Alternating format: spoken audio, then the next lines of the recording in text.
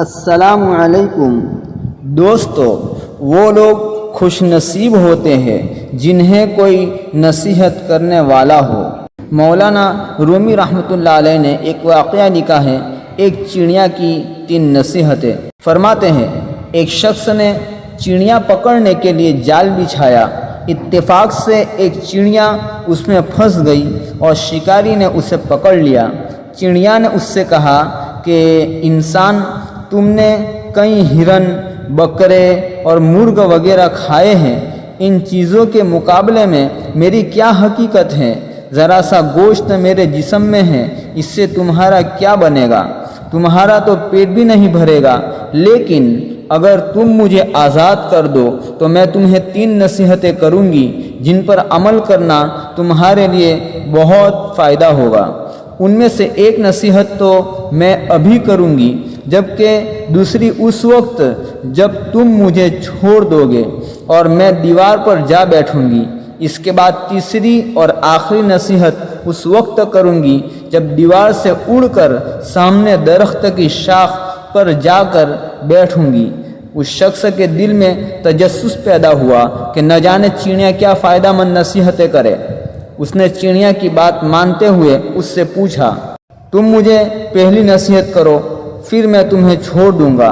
چنانچہ چڑیا نے کہا، میری پہلی نصیحت یہ ہے کہ جو بات کبھی نہیں ہو سکتی اس کا یقین مت کرنا۔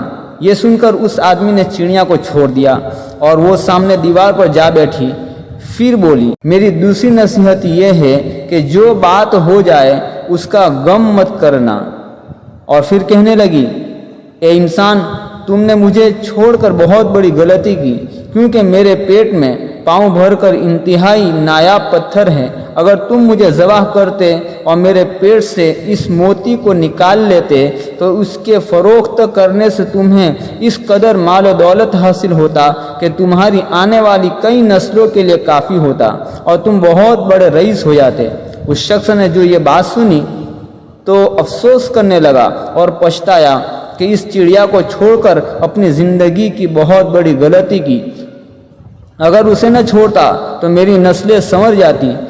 چڑیا نے اسے اس طرح سوچ میں پڑے دیکھا تو اڑ کر درخت کی شاخ پر جا بیٹھی اور بولی، اے انسان، ابھی میں نے تمہیں پہلی نصیحت کی جسے تم بھول گئے کہ جو بات نہ ہو سکنے والی ہو اس کا ہرگز یقین مت کرنا، لیکن تم نے میری اس بات کا اعتبار کر لیا کہ میں چھٹاک بھر وزن رکھنے والی چڑیا اپنے پیٹ میں پاؤں وزن کا موتی رکھتی ہوں۔ کیا یہ ممکن ہے؟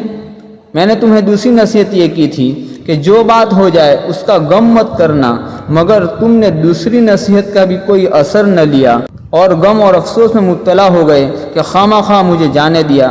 تمہیں کوئی بھی نصیحت کرنا بالکل بیکار ہے۔ تم نے میری پہلی 2 نصیحتوں پر کب عمل کیا جو تیسری پر کرو گے؟ تم نصیحت کے قابل نہیں۔ یہ کہتے ہوئے چڑیا پھر پھر سے اڑی اور ہوا میں پرواز کر گئی۔ وہ شخص وہیں کھڑا چڑیا کی باتوں پر غور و فکر کرتے ہوئے سوچوں میں کھو گیا۔ وہ لوگ خوش نصیب ہوتے ہیں جنہیں کوئی نصیحت کرنے والا ہو۔ ہم اکثر خود کو عقل مند سمجھتے ہوئے اپنے مخلص ساتھیوں اور بزرگوں کی نصیحتوں پر کان نہیں دھرتے اور اس میں نقصان ہمارا ہی ہوتا ہے۔ دوستو، اگر ہماری ویڈیو اچھی لگی ہو اور آپ نئے ہو تو سبسکرائب ضرور کریں اور کمنٹ ضرور کریں۔ اللہ آپ کو عافیت سے رکھے۔ جزاک اللہ، آمین۔